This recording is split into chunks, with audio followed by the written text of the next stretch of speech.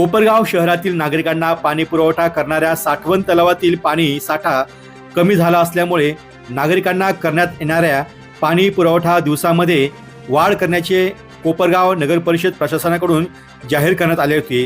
परंतु आमदार आशुतोष काळे यांनी तातडीने गोदावरी कालव्यांना पाणी सोडण्याच्या सूचना दिल्यामुळे साठवण तलावात पाणी जमा होण्यास सुरुवात झाली असून कोपरगाव शहराचा पाणी पुरवठा नियमितपणे होणार असल्याची माहिती राष्ट्रवादी काँग्रेस पक्षाच्या वतीने देण्यात आली आहे।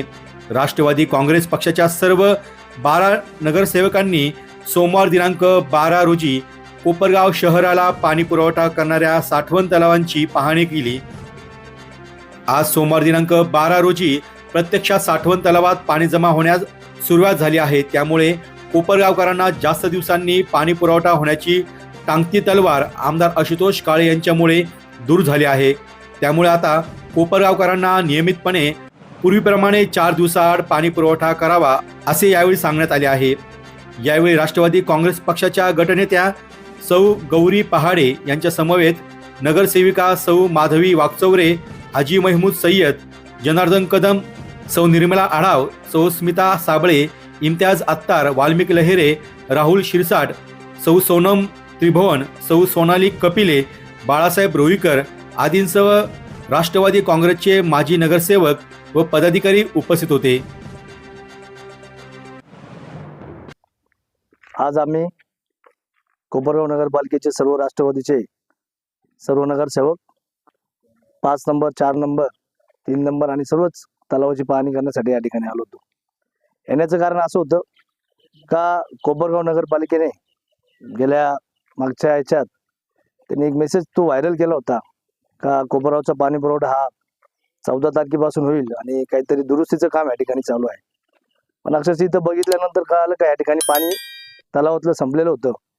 त्याची नोंद मान्य आमदार आशुतोष दादा काळे यांनी 2 दिवसापूर्वीच संबंधित अधिकाऱ्यांना फोन करून कोपरगाव शहराचा पाणी प्रश्न जो पहिले चालू होता त्याच पद्धतीने पुन्हा चालू व्हावा म्हणून पाणी सोडायला सांगितलं होतं आणि ते पाणी आज सकाळी आपल्या तलावांमध्ये आलं।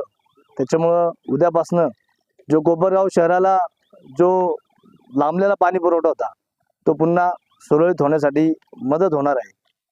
मी मान्य आमदार आशुतोष दादा काळे यांचे सर्व कोपरगाव वासियांकडनं खूप खूप आभार मानतो, कारण की त्यांनी ह्या गोष्टीची दखल घेऊन कुठल्याही पद्धतीचं राजकारण न करता कोपरगाव शहर महत्त्वाचं आहे, कोपरगाव शहरातले नागरिक महत्त्वाचे आहे, त्यासाठी पाणी पुरवठा सुरळीत होणं महत्त्वाचं आहे। म्हणून संबंधित अधिकाऱ्याला फोन करून उद्यापासून आपला पाणी पुरवठा सुरळीत होईल।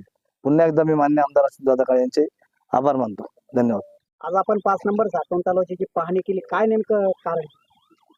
आज या ठिकाणी आमच्या राष्ट्रवादी काँग्रेस पक्षाचे सर्व नूतन नगरसेवक आम्ही या ठिकाणी सर्व तळ्यांचीच पाहणी केलेली आहे आणि मागील 2 दिवसापूर्वी जो प्रश्न या ठिकाणी निर्माण झाला होता, आज आम्ही बघितलं सर्व तळ्यामध्ये पाणी साठा हा कमी झालेला होता आणि त्याची दखल माननीय आमदार साहेबांनी तात्काळ घेऊन त्या ठिकाणी त्यांनी संबंधित अधिकाऱ्यांना सूचना दिली होती आणि त्यांच्या सूचनेप्रमाणे या ठिकाणी कॅनॉनला या ठिकाणी पाणी पुरवठा सुरू झालेला आहे आणि तेच पाणी आता या संपूर्ण तळ्यामध्ये त्याची साठवण होत आहे आणि त्याची देखील आम्ही प्रत्यक्ष पाहणी केली आणि आमचे जे सर्व नवनिर्वाचित नगरसेवक आहेत त्यांनी सर्व या पाणी पुरवठा विभागाकडून संपूर्ण तळ्याची माहिती घेतलेली आहे, 1 ते 5 तळ्याची, आणि पाणी पुरवठा कशा पद्धतीने होतो ते सुद्धा त्यांनी जाणून घेतलेला आहे आणि हा पाणी प्रश्न जो आहे अतिशय हा शहराच्या जिव्हाळ्याचा प्रश्न आहे।